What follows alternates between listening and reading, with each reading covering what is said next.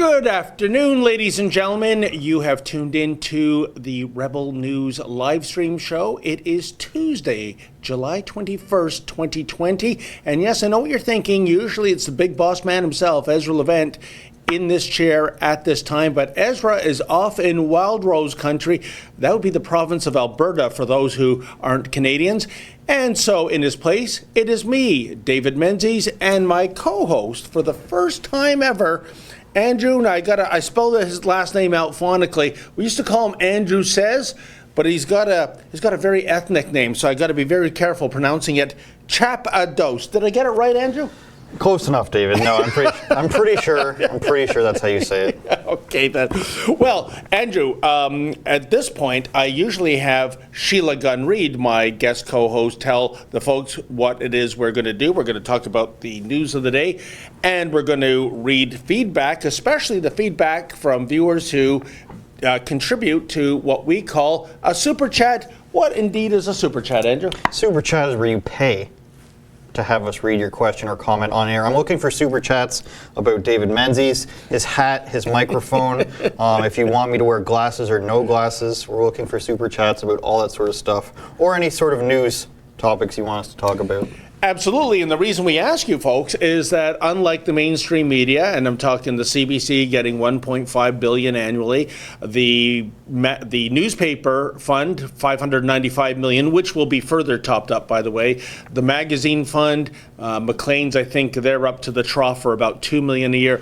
The point is, we don't get any government funding, nor would we take it if offered. We want to be independent.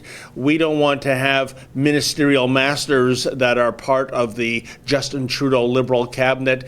And that means we are completely able to bring you unbiased the other side of the story. And speaking of the other side of the story, and why don't we get the show kicked off with my visit on Saturday to Cobourg, Ontario. Cobourg, folks, has an absolutely gorgeous sandy beach, and yet if you go to it, it resembles something out of post-World War II Berlin. There is this ugly metal fence for as long as the eye can see, preventing Coburgers and tourists alike from getting onto the beach. But these patriots that decided to take back the beach, they did some lawyering of their own, and they found out that there was indeed a legal loophole to get onto the beach. And Bylaw was there and observing, and I spoke to Bylaw, and lo and behold, the loophole held up. They got to go swimming while everybody else in Cobourg had to become a bunch of sweaty betties in that 40-degree humidex sun on Saturday. So why don't we roll a bit of that footage, and I'll show you what it is I'm talking about. The beach is closed down to August 31st. Well, why not August 15th? Why not September 10th? I mean, these arbitrary dates that politicians come up with as though this virus obeys political decrees.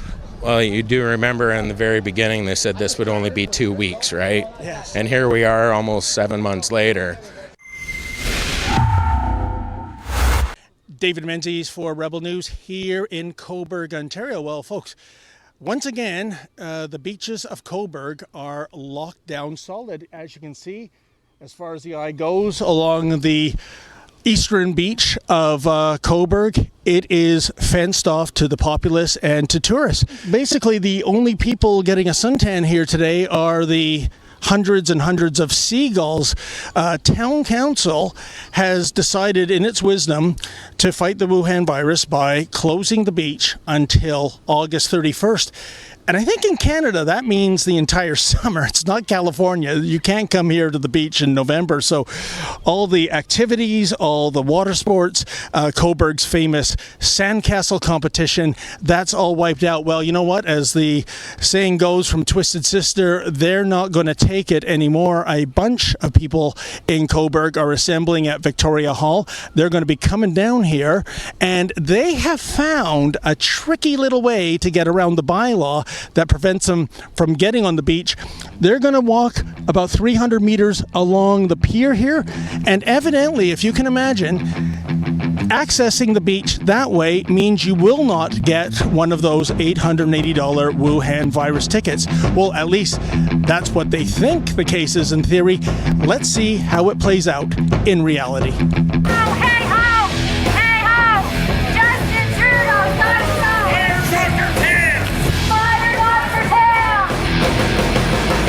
Well, folks, I'm with Josh Clausom. You may remember Josh from some of the Queen's Park protests when he had the big sign, "I need a haircut." What are we going to see here today? You're going to march with these people and, I guess, breach the fence like we're breaching the beaches of Normandy? We're working within a loophole within the bylaw. We are not going to go through the fence because that would get us all in a lot of trouble. But we are going to proceed down King Street, down through Victoria Hall, walk down to the pier, enter in off the rock side like I did a couple of weeks ago in front of police and bylaw, where we are working within a safety zone of the bylaw to still get relief, enjoy the shallow water of Cobourg, and so long as our feet don't touch the shore, then we're all right. We had two individuals, two local ladies, arrested here last week for taking a stroll on the beach, and then when questioned by the police officers, they failed to identify themselves, so they got arrested for obstruction of justice. So the whole thing in its own mind, they shouldn't have even been questioned by the police, so that's why we're here. We're here in protest of our freedoms and our rights. We're here in protest of mandatory masks. And Josh, here's what I don't understand. It's basically the double standard when it comes to this beach closure. Right now, where we actually stand, we have an outdoor market. There's going to be hundreds and hundreds of people all day long. So basically, the town is saying you can congregate by the hundreds on concrete and asphalt, but you can't do so on a sandy beach. Yes, and that's exactly it. It's ridiculous. They're trying to promote people to come downtown Cobourg and come visit our town, but then they have the beach shut down.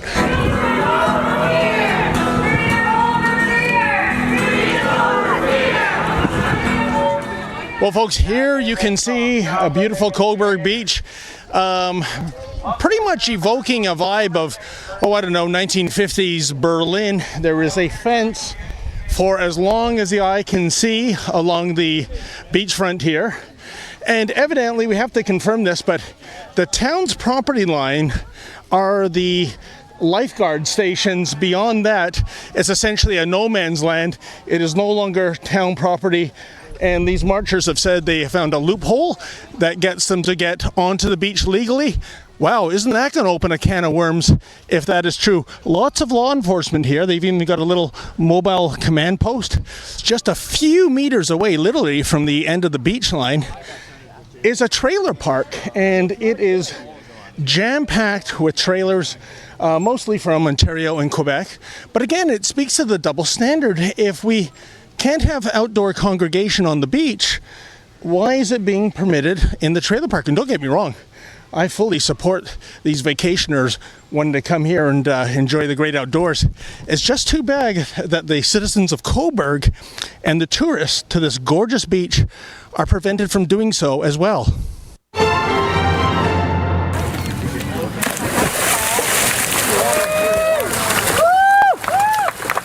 So Joshua, before you dip in, this is allegedly a legal way to access the water and then the beach. Loophole of the bylaw, yes. Okay, then. So the rules state that you cannot jump or dive off the pier, and for obvious reasons, the water's only about 2 to 3 feet deep for the most part. And I didn't go through the barricade, and so long as my feet don't touch the shore, then there's no problem. Wow. And I can get right up to like ankle depth, and my feet don't touch dry sand. I'm not breaking any laws. Well, have a nice swim. Thank you. Splash down. Hey, how does freedom feel like? Oh, I love it. I love it. The water's beautiful. Now you can... I was this close to jumping in. What a hot day that was.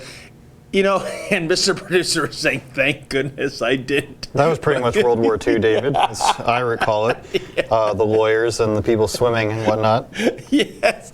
I think we got to get to some super chats. Oh, absolutely, Andrew. And when we come out of the super chats, I will point out some of the hypocrisy and outright insanity of what's going on in Cobourg in terms of the beach closure. But take it away, my friend. For sure. Michael Lefebvre, a very good French name. $5. Boring, where is Ezra? To that I say, Michael. I'm pretty entertaining, I must say. Mikey B, $4.99 pound, I believe. Where we go one, we go all. I don't know what that means. I'm sorry. What is a pound worth these days? That's what I want to know. Probably like $1.50. That's it? I don't know. So I thought it was like $2.50, or is that in the glory days? I don't know. I'll have to check my conversion thing there. Be good to each other gives $2. Love your journalism. I'm guessing yours. Oh, thank you. Nothing to love about my journalism. I No, don't but you've been hitting it out of the park Thank you, lately, David. my friend. So don't discount yourself. Kane and Mark, $2. I think we will need an exception card in Calgary soon, probably. Americans are becoming progressive Canadians. I'm not sure what that means. Yeah. You know, that I'd like to address that in regard, Andrew, to the piece we just showed. Those demonstrators on Saturday clearly demonstrated that there is indeed a legal loophole around going for a swim on Coburg's beautiful West Beach. Here's the question. Now that this is getting publicity, I don't know if the local press is going to pick this up. I didn't see any reporters there. I guess there was, to them, this is not a story.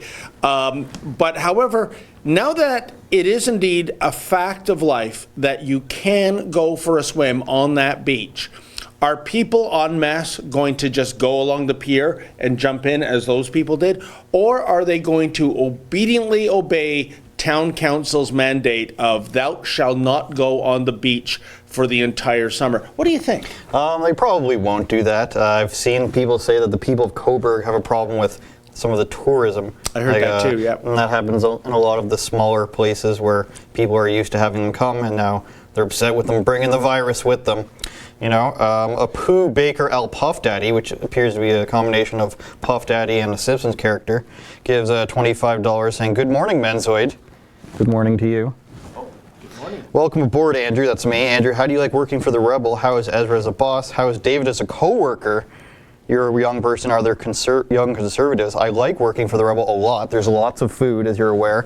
Ezra's got a good direction on both the food and editorial. He gives us as much detail as he can on all the stories. And it's been pretty good being here. Food and like-minded people tends to make me happy. How is Dave as a co-worker? Well, I've told him to retire the hat and the hockey stick. He says he's waiting till the lockdown's over for the hockey stick. Well, you know, the hockey stick, first of all, we don't have CBC money, and nor would we waste it on things like some kind of professional extension mic, which probably costs hundreds of dollars. So I've got this little mini stick, and I just tape the mic to it, and it's basically, that came about when I was originally going into the airport here in Toronto, Pearson International, and you're, you know, interviewing people that are getting off planes basically in hazmat suits, and they don't want to get close to you, and I would wear the mask, I would wear the goggles, I would wear the gloves, and I would have the mini stick so I could maintain social distancing. So it's out of respect to those people who want to remain 2 meters or 6 feet away. That's why. Very good, very good. If you guys want to send a super chat, if you want or do not want him to use the the hockey stick, let us know. I'd be interested in a David Menzies podcast if you guys want to tell us if you want that. Producer Justin has told me about a more applicable website called firedavidmenzies.com. I'm not sure if that's real or not. To her last question, or whomever asked it, are there young conservatives? Well, I know I look very young. And in many ways, I'm very vibrant and youthful. I'm not that young, but most of the people I know have come somewhere towards the middle if they were formerly liberal due to what's happened in politics in the last 3 years, something like that. Be good to each other, gives $2. Too bad the St. Louis couple couldn't. I'm not sure what that means. Couldn't defend themselves, couldn't own their guns. I don't know. I think we're going to talk about that later. We will, definitely. Lesbian Towel, which is an interesting name, gives us $5. The Industrial Revolution and its consequences have been a disaster for the human race. I'm going to go with the Industrial Revolution has been great for the human race. Yes. Is what I'm going to contradict that statement there. The Great Awakening for $5 says, Andrew, pay attention to QAnon because your lazy boss won't. Incorrect lazy, my friend. So if you're going to insult somebody, I say you lose points on spelling, but I'm going to go ahead and guess that most of the things that you're going to say about QAnon, most people have heard of and either are considering, but you got to have something substantive, not just a wall of text to convince me. And I would love that super chatter that was slagging the Industrial Revolution to explain their rationale. I mean, if you go back, I mean, just look at the facts of the matter. Never has the human population, pandemic aside, been healthier. Never have we lived longer. Never have we had such low infant mortality rates, and that is in direct correlation to the technology that benefit our lives, right? Let's go back to steam engine trains, I think, is what we should need to be doing. Well, that came out of the Industrial Revolution. I mean, I'm talking about going back to horse and buggy days, right? I mean, we could. And if you think that's romantic, folks, read some of the stories of New York in the beginning and how high the horse manure piled up in a metropolis like New York City. It was grotesque. That's something Greta Thunberg will never talk about. But getting back to the beach at Coburg, Andrew, I think there were a couple of double standards going on. For the loophole aside, there is a eastern beach that is not fenced off, folks, in Coburg. And one of the locals told me, you see the people swimming and on the beach there? I will bet you anything that those are out-of-towners. Those are tourists. Because anyone that lives in Coburg knows you don't go to the western beach. That's because it usually gets occupied by thousands of Canada geese over the months leading up to beach weather. And they do their business there. And the problem is the water does not circulate there. Versus the eastern beach, which the water does circulate there, and it looked pristine, clean to me on the day we went there. So basically, town council, think about this, folks. If the ostensible policy reason for shutting down the beach is health, then why would you turn a blind eye to this beach, the western beach, which is surely contaminated with E. coli? And I'll tell you, I'll roll the dice with the Wuhan virus on a clean beach rather than go into water that represents basically or resembles toilet bowl water. So there's a double standard there. Also, if you go further along the eastern beach, another local pointed this out to me, there's a luxury hotel, and for a few $100s a night, you can stay there, and guess what? You get to access the beach. It's beachfront property the hotel's on. So think about that. If you're wealthy enough to afford a hotel stay, you can swim there. And again, Andrew, it was just like the day we went was a perfect day, not just in terms of weather, but the fact is they had this outdoor market, and as I said in my intro, you can congregate by the hundreds on asphalt and concrete, but you can't on sand. Does that make sense to you? You can also have protests if it's for the proper things, I believe. That's also Great allowed. point. Look forward to you going down to the beach with your water testing kit and your reverse osmosis machinery. Get some more super chats here. I'm falling behind. Viking Insane, that's a pretty sweet name. $5. Expecting a mask to stop COVID is like expecting underwear to stop flatulence. I believe that's a somewhat fair statement. I mean, I know when I was in the military, there was, of course, tear gas like you had to go through. We didn't just cover our nose and mouth. That doesn't really doesn't really do it. But you know what? In fairness, I heard an ad on Sirius Radio, and it was for a product, or it was a discussion about this product that is supposed to actually downgrade the effects of flatulence, as underwear has some kind of charcoal woven into it. Interesting. And, yes, and The I things haven't David tested Menzies it, nor is do I listening to, want everybody. to. We know- Well, naturally, I don't suffer from such a problem. Of course not. Ambrose Joseph for $5 says, greetings from Cheticamp, Cape Breton, Nova Scotia. I like Nova Scotia. I like the East Coast. I don't know if I want to live there, but I enjoy like the culture and the calmness of it all. AF King for $5 also says, thanks for covering the stuff in Kingston and Toronto and all the surrounding areas recently. Local news isn't covering it at all, and I would tend to agree.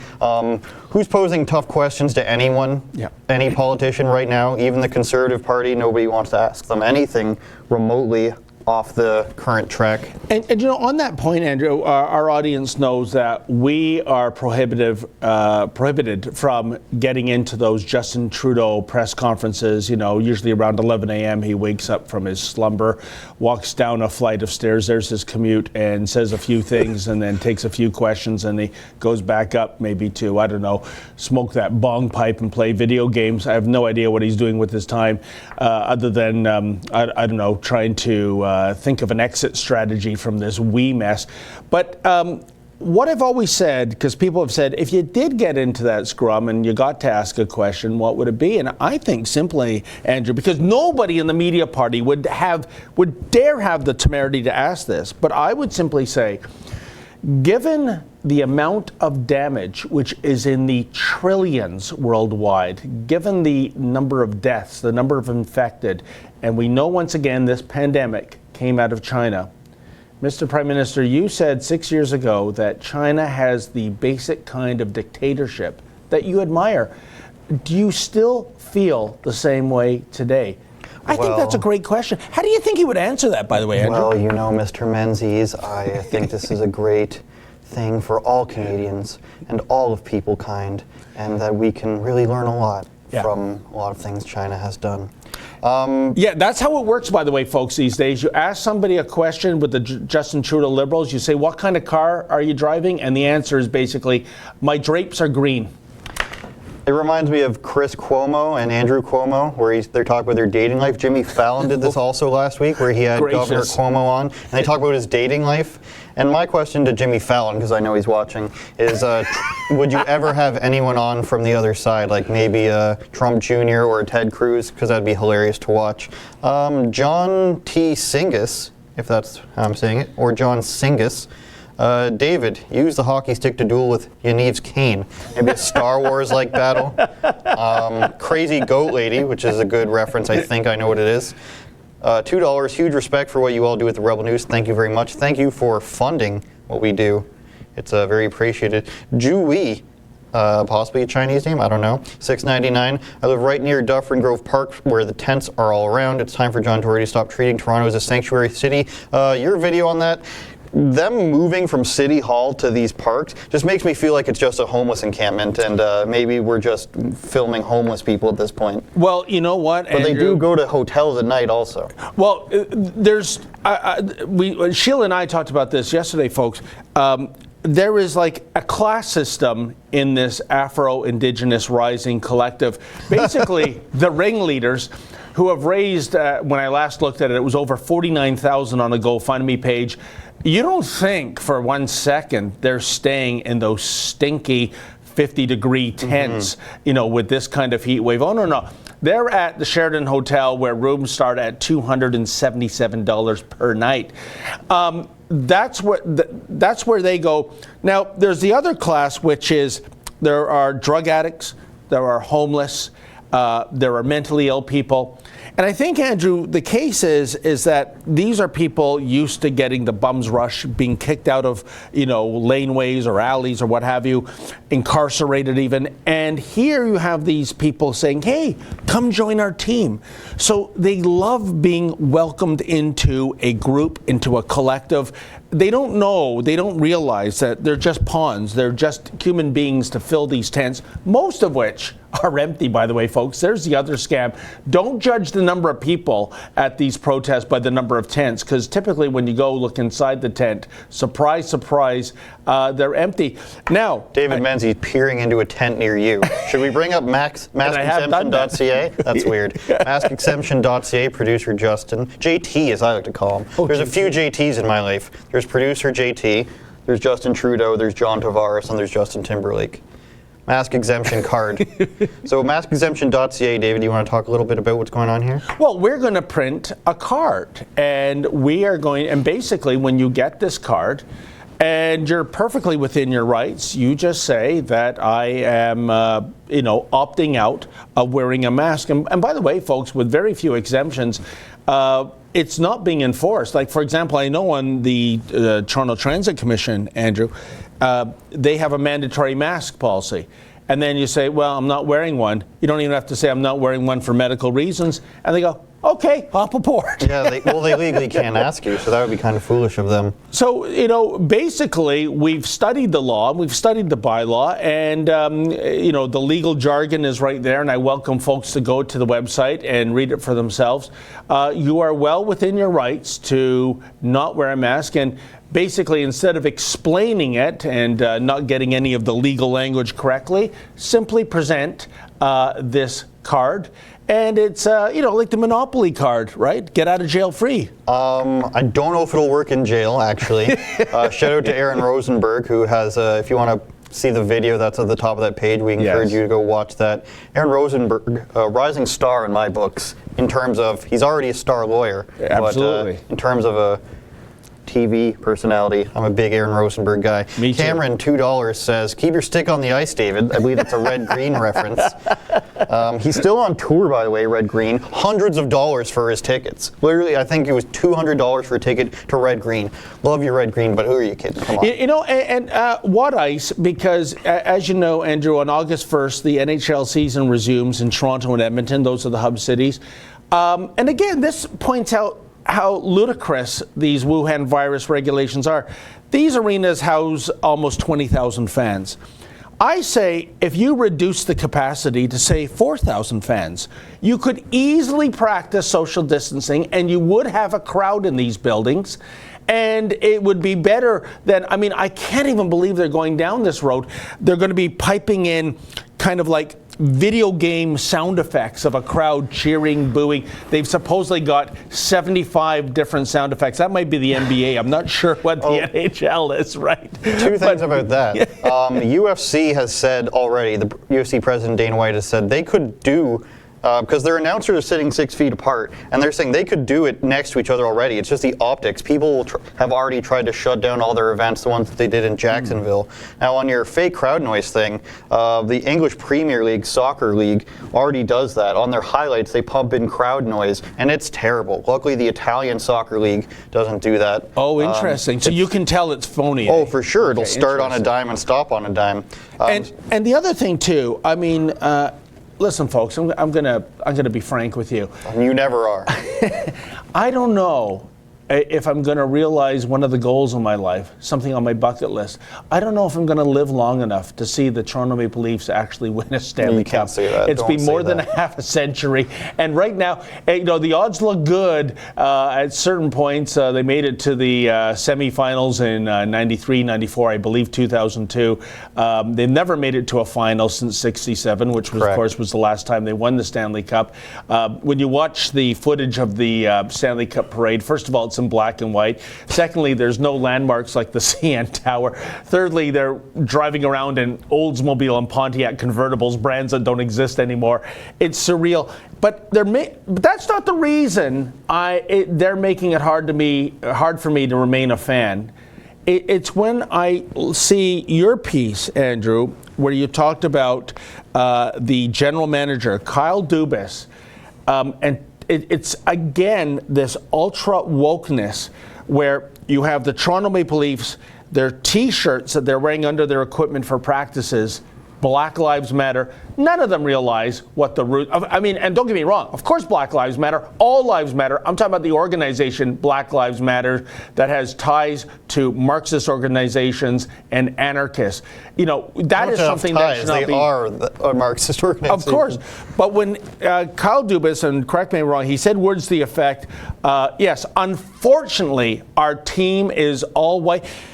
Andrew, could you imagine his counterpart on the Toronto Raptors saying, unfortunately, our team is predominantly black? Can you imagine? Well, the thing about that is I don't necessarily blame the players. Like you said, they probably don't know anything about it. Like, they're busy athletes who play hockey every day. I don't blame them that much. Kyle Dubas said it was the players who did that, not the management telling them, so that's good. But at the same time, when he's like, oh, it's unfortunate that we can't have non-white people to exploit this for our own public relations gain. That's really silly. I want to give him the benefit of the doubt, but I think it was a stupid thing to say. And to your mention of his counterpart saying something like that, I mentioned that in the video, how the Houston Rockets team is entirely black. Yep. Imagine if their GM said it was a shame they're all one race. But as I also said, I don't think he's going to be saying any controversial statements anytime soon. That's the same GM who dared to say free Hong Kong, and that is against NBA rules to not praise China. Yeah, not good for business, my friend. Be good to each other. $2. David Menzies for president. Await your Canadian crap.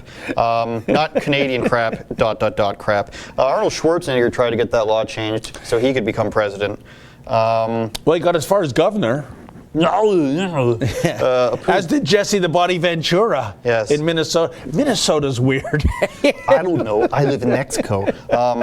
David and Andrew, this is from a Pooh Baker, L Puff Daddy again. Again, great name, $10. I vote for Menzoid to keep the hockey stick and hat. Do either of you get direct messages from prominent people who secretly like your work? Former left-wingers you red-pilled? Not from former left-wingers, but people in my sphere, I'll call it, like the other street interviewer people I talk to. People like that, those are the nicest people. I've worked in a few different job fields, and those are the nicest people I've come across. Once you get too big, once they get too big, sometimes they don't reply anymore. You know. Actually, I can think of one example, and we did a video last month, and it really got a lot of views. Greg Renouf, who's a person who lives in Toronto, used to be part of the far left. He was part of Occupy back in 2012. And he saw what was going on. He saw this whole animal farm scenario play out, and he became cynical quite quickly, and he left that. And he's the kind of guy that we use sometimes to go to protest because, as Ezra likes to say, Greg knows who's who in the zoo. He knows who the radicals are. He knows who the violent types are. I should say this, the left, much like a woman scorned, has a hate-on for this individual. They have tried to financially ruin him, and they've had some success in terms of getting gigs taken away from this wonderful individual. So again, Andrew, so much for that catchphrase the left loves to chant, love trumps hate. David Menzies' pocketbook of quips is something I've been trying to get going recently. Justin, I think we can bring up the St. Louis couple thing now that's been in the news. Yes. You've probably heard of the St. Louis couple who dared to defend their property after protesters, quote unquote, broke down the gate to their private residency, not their own home, but the private neighborhood. They destroyed the gate, and there they are. They've been memed to death by this point. Everybody copying them. Reminds me of Miami Vice or something like that. But they clearly are not experienced in wielding guns, but they're defending their own property. And the worst thing about this, if you want to call it the worst, he's been on Tucker Carlson recently, and this couple, they help underprivileged black people, they help poor people. This house that they live in was actually a historical building that they remodeled and kept up to date. It was going to be demolished, I believe. So it's crazy. And now recently they've been charged, I think it was yesterday or this morning, they've been charged with a federal offense for improper use of firearm. Felony weapons count, there you go. Well, Andrew, I can hardly wait to see this play out in a court of law, especially in a nation that has the Second Amendment. Here's the deal, folks. I don't care if they give to charitable causes or not. At the end of the day, this was a couple facing a mob of thuggish people, and the police were nowhere to be seen.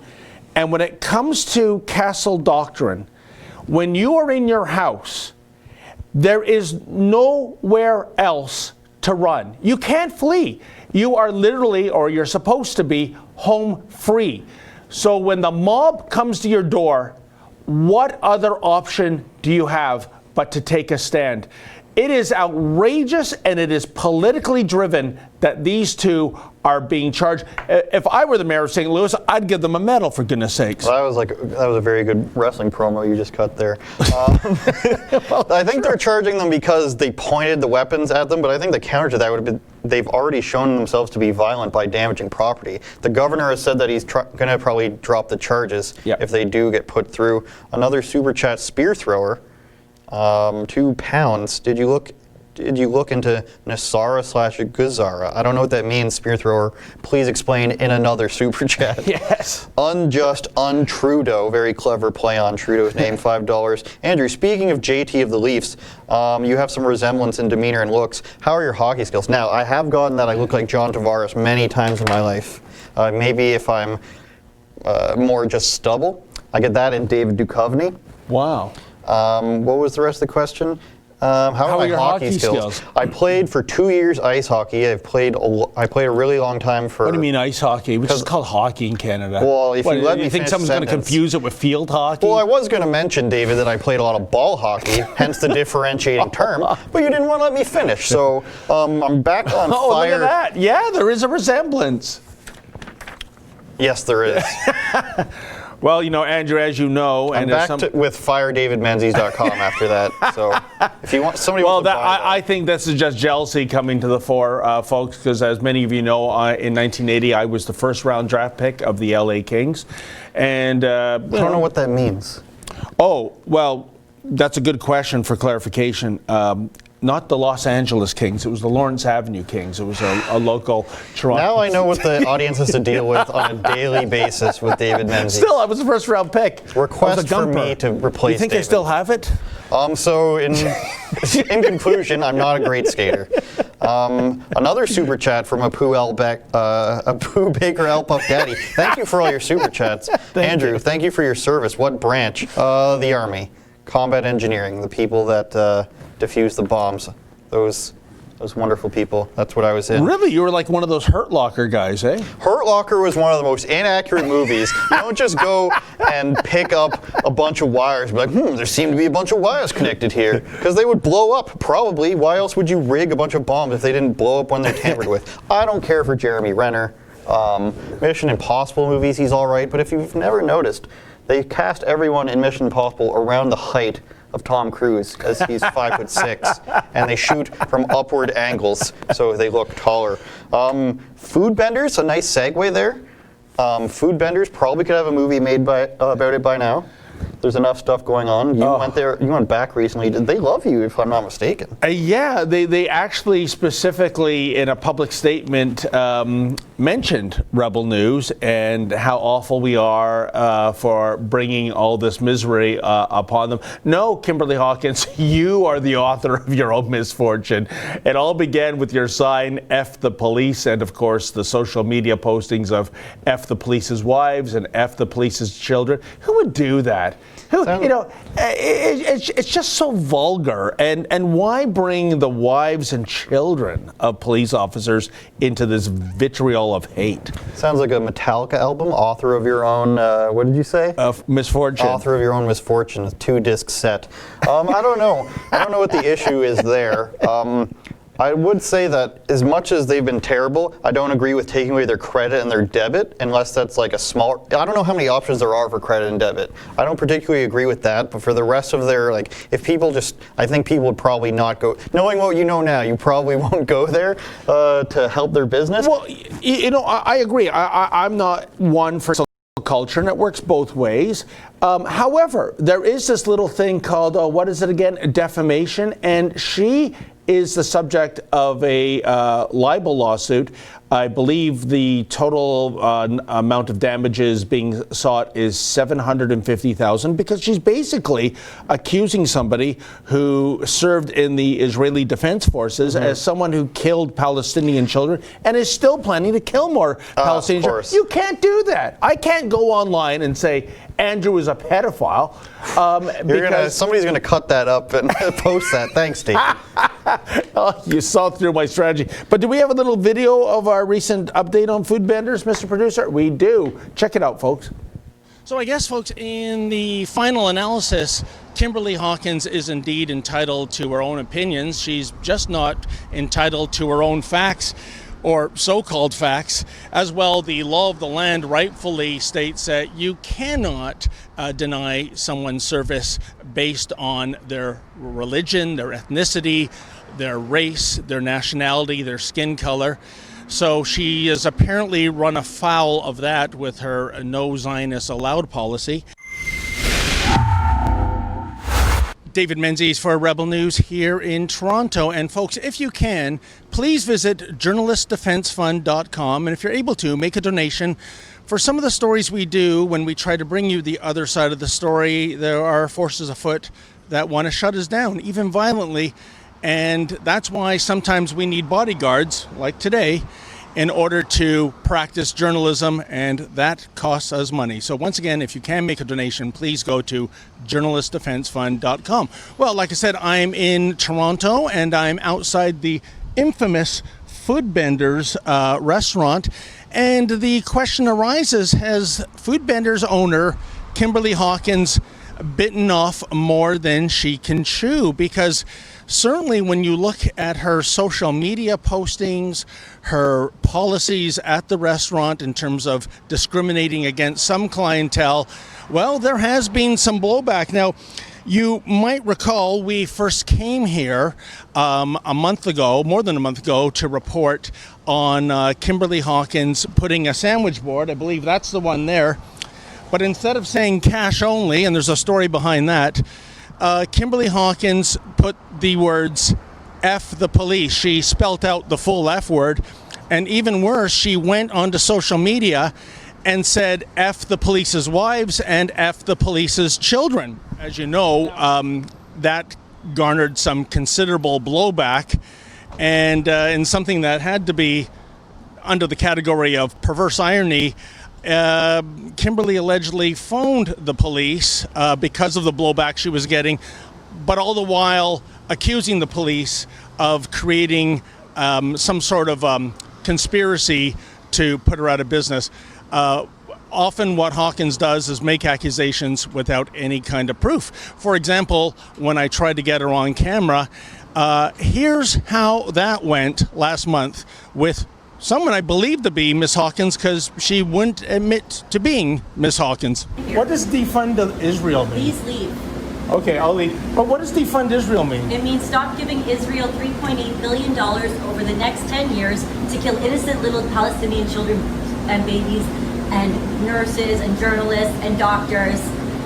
Oh, is that what Israel does? Please leave. You are a genocidal maniac. You are a right-wing I'm a genocidal maniac. You know, folks, I can't even remember the last time I eradicated an anthill from my property. But in any event, since the anti-cop fiasco, Kimberly Hawkins has doubled down and tripled down when it comes to her hatred. She has even gone after specific individuals, essentially defaming them. Before I get to that, she also posted comments that got her in trouble, noting that Zionists are not welcome at her restaurant, and she compared Zionists to Nazis. Those comments led to condemnation of Ms. Hawkins by Mayor John Tory, Ontario Premier Doug Ford, and even Prime Minister Justin Trudeau. And that was only the beginning. Food delivery platforms such as DoorDash and Uber, they severed ties with Foodbenders. And, well, as you can see by the cash-only sign, she can no longer accept debit and credit payments. The facilitator of that service has apparently severed ties with Foodbenders as well. Meanwhile, it should be noted that the City of Toronto is investigating Hawkins for discrimination, and if she's found guilty of that, that could indeed mean that her business license will be revoked. But that is only the tip of the iceberg, folks, because there is also a considerable defamation lawsuit that has been served to Ms. Hawkins going back a week ago, and that was from Toronto resident Shai DeLuca. In his statement of claim, DeLuca is described as a proud Jew who is both a Canadian and Israeli citizen. He grew up in the state of Israel, where he served his compulsory term of military service as a sergeant in the Israel Defense Forces. Like most Jews in Canada and around the world, DeLuca is a Zionist. He believes in and supports the state of Israel as the national home for the Jewish people. And that's what Mr. DeLuca had to say in his statement of claim. Now, the defamatory publication by Hawkins contained the following statement regarding DeLuca, quote, "He's literally gathering his other whining Zionist friends to attack Palestinians and others in support of Foodbenders," end quote. And then there's this quote, "This guy," meaning DeLuca, "is one of the people who was attacking Foodbenders. He's an IDF soldier, aka terrorist, yet he's using the BLM movement for likes. How can you sit here and post about BLM when you have your sniper rifle aimed at Palestinian children, end quote. And these are, of course, astonishing allegation, but par for the course. Ms. Hawkins has not a scintilla of evidence to back up these accusations. And that means Mr. DeLuca filed a defamation lawsuit on July 10th seeking a total of $750,000 in damages. So there you have it. It's not a matter of saying something offensive. It's not a matter of saying something politically incorrect. But Andrew, in the case of Shai DeLuca, it's all about publishing defamatory lies about an individual. And forget about, even before there was such a thing as a computer, we had defamation and libel and slander laws. And that's what this is. This is about somebody's reputation being unfairly attacked and tarnished, and he's fighting back through the courts. And good on him, I say. Another just obvious slanderous thing they put up was from a picture of you and our cameraman Mocha /editor/ everything extraordinaire. Shout out Mocha. He's a Turkish guy from Turkey who left Turkey during the coup, and you're like, oh, this kid's racist, I can just tell. Yeah, and by the way, are you sure you want to continue the show since you're sitting so close to a genocidal maniac? No comment on that one. Kane Enmark for $5 says, how is the Wuhan restaurant going you reviewed? Oh, you know what? Thank you for mentioning that. I have honestly been so busy. I've always meant to get out to Markham. That was some of the best Chinese cuisine I've ever had at a price that is an absolute steal. If you are in Markham and you can go to the Wuhan restaurant, please, it's worthy of your support. Sounds like every dollar goes to you. A dollar from every meal goes to you. Dr. Fye for $10 says, have you heard it's not just the RCMP that suffers from, quote, systemic racism? Apparently so do the forces, at least according to a couple admirals and generals. I mean, that's probably not true. As I said, I was in the Army. Two of my best friends were Africans. One of them might be watching. He's Ethiopian. The other one was Somali. We had probably about 6 or 7 Muslim guys in our regiment. That never came up, the topic of disliking people based on their race, nor was it ever a complaint that my friends who aren't white had. So I don't know, maybe it's changed. Maybe there's something to this story. I haven't heard anything about it. Spear thrower is back for another £2, couple quid, you might even say. Gazara's the Global Economic Security and Reformation Act. I don't know what that is. Email it to me, Andrew says at rebelnews.com. I'll look at your emails, or not. Who knows? What is this Andrew Says, by the way? That's YouTube what I thought channel. was your actual surname when you joined this company, and it turns out to be Chapados. Wow, David, trying to dox me. It's my YouTube channel. If you really want to promote it, sure. YouTube.com/Andrew Says. You can find some stuff there. Cindy Remmer, $5. Great job as always, David and the Rebels. I'm going to assume she means David and Andrew. Of course. Maybe you want to pay another $5, Cindy, and correct that statement. It's like the royal we, But I was saying to somebody the other day that Kean, for example, and to my point earlier about people not asking any tough questions, Kean's one of the only reporters left in the country who will actually ask people tough questions, and you as well, the only people who actually do real journalism as opposed to Mr. Trudeau. How hot do you look today on a scale of 1 to 10? And you're not far off. I'll never forget, I think it was CTV, Mr. Prime Minister, what so many Canadians across the country want to know, what shampoo do you use? And then, of course, the Reuters reporter saying, Mr. Prime Minister, to a guy that's spending 23 and a half hours in his cottage every day, are you worried about burnout? And you know what the thing is, what I love, Andrew, is that when he gets these softball questions, he can't contain his smirk. It's almost like,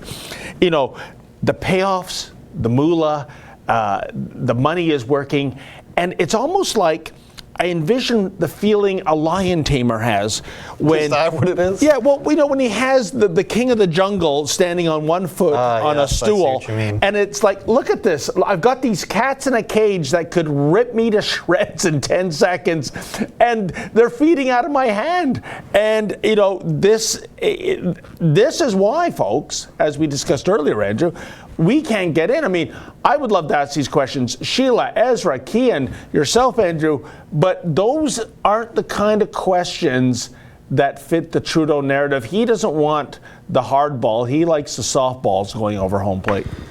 It didn't work out well for Siegfried and Roy. You want to pass me? I think one of their faces got eaten. Talking about our reporting, somebody emailed us the other day and said, you know, I went on Amazon and China virus is up. Basically accused us of faking the whole thing. Everybody stayed till like 10 p.m. that night getting this website up to try to sell it ourselves. Then Amazon put it back up. There was the letter from Amazon. There was the new website. Yes, we went through the trouble of trying to ship it out ourselves just for the bit, just to keep the consistency of this lie. So ChinaVirusBook.com, you can still, it's back up on Amazon. We're trying to get an audiobook. I've been trying to get David Menzies to do an audiobook, our social media guy Yakov, I want him to do an audiobook. I think guest audiobooks would be hilarious, but that should be up soon. Yakov, who's that? Our social media person. Maybe you'll reach out to somebody in the company sometime, David. Maybe you'll answer our emails and voicemails. Do you mean Yankee? Yes. That's his real name. He's not good with names, this guy. We're starting to notice. We've got another super chat. Well, you came up with another name for him on the fly there. What's his real name? Oh, you know, see what I have, folks, here. Here we got a guy called Yakov going by Yankee. We got a guy called Chapados going by the name Says. David like Menzies going by Menzoid. We can't have all these names. That's a nickname. Ricky Wright, $5, just like the other names are nicknames. Hello, David. Was wondering why Rebel News isn't at the War Memorial. And uh-oh, David, you're getting the $1 million question in Ottawa to help them out with media coverage. They need support there? Question mark. Well, you know what? I'm consistent. I don't like the idea of tent cities springing up on Nathan Phillips Square, or in the case of Anne Cognito, not her real name, at the War Memorial. You know, if you want to do a protest, I'm all for freedom of speech and expression, you know that. But I don't like the idea of some filthy encampment of any kind of political affiliation desecrating the grounds of that beautiful and majestic war memorial. I mean, why is that even necessary? I mean, is it Anne Cognito occupied that space with a bunch of empty tents, as we showed in our report, another hoax, for several months, and it was ostensibly to get an interview with the Prime Minister, or a sit-down meeting at least. Do you think she could be there for several years? She's not getting an interview with the Prime Minister,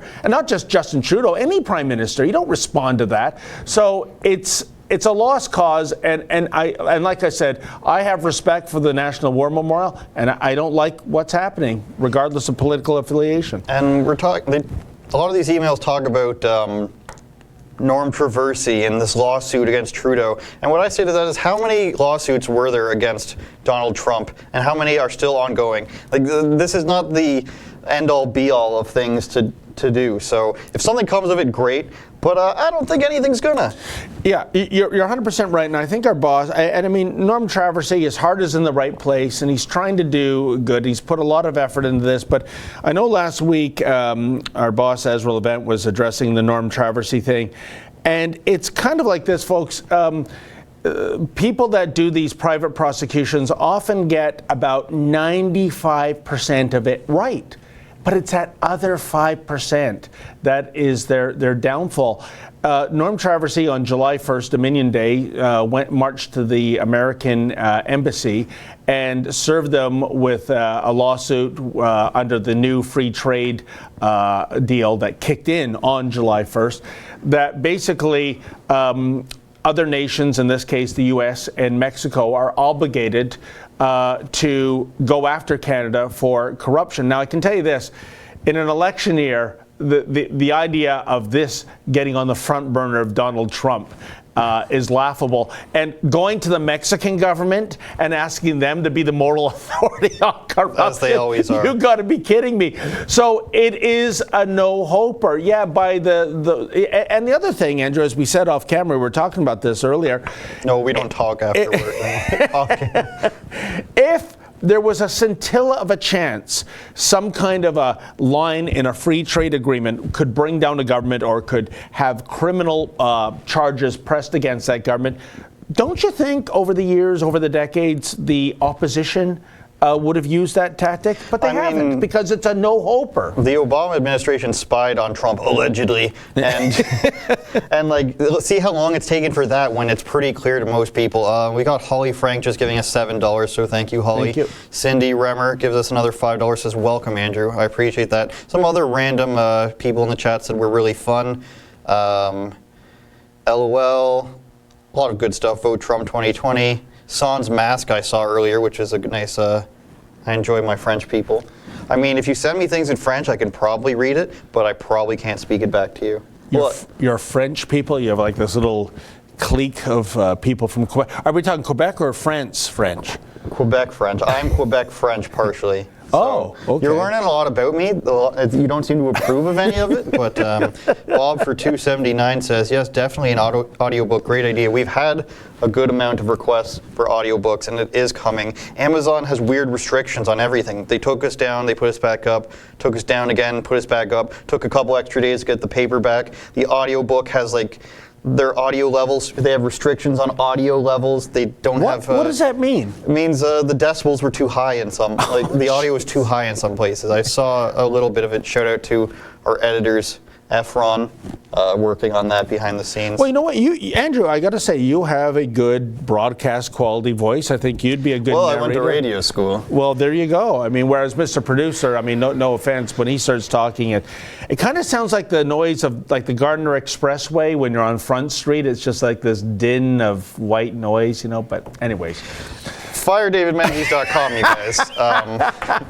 I'm just an honest man, folks. That's but what a real I'm website, maskexemption.ca. So I think how maskexemption.ca works is you put in at least $10 and you get your fancy card where and like we said, the government doesn't have, like businesses aren't allowed to ask you what your exemption would be, what your medical condition is. And then there's the option of creed, which is defined under religion as well by the Ontario Human Rights Commission. They don't define what creed is, but they put creed in brackets next to religion on the website. So a creed is just like a sincerely held belief that that you hold dear to heart. So if your sincerely held belief is that you shouldn't be allowed or be forced to wear masks by your government, then I think that falls under creed. And here I thought, folks, that Creed was the opponent of Rocky Balboa in the first couple of Rocky films. You can't get anything by this Menzoid, eh? Justin, do we have time for the last video?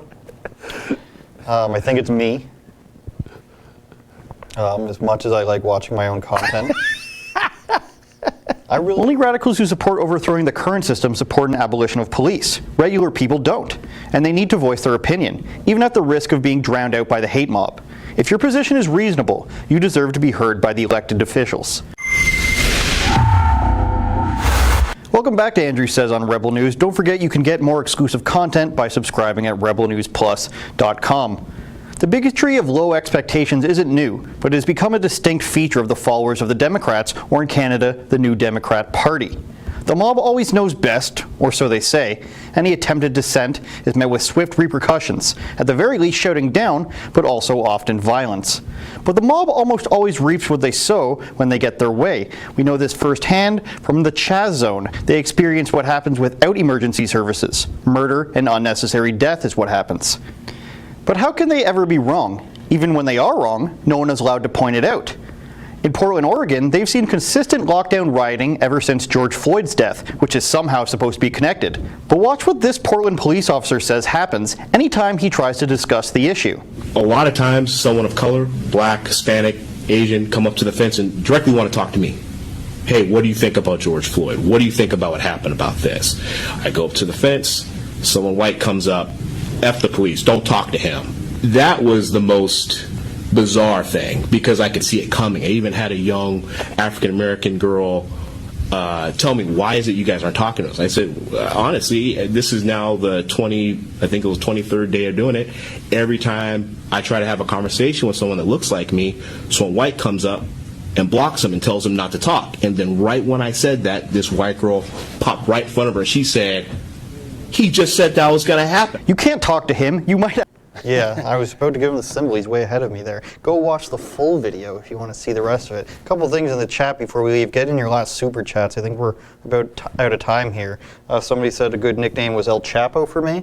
Oh. And somebody said I sound a lot like Soph. Is that girl that got kicked off of YouTube? So if you're saying I sound like a 10-year-old girl, I don't know what to tell you. So the choice is a 10-year-old girl or a drug murderer kingpin. Lord of War, good movie, Nicolas Cage. Any last-minute chats here, Justin? No, okay, well, we're caught up, and I see it's the last minute of play, as they say in the hockey period. games, or as Andrew would call it, the ice hockey game.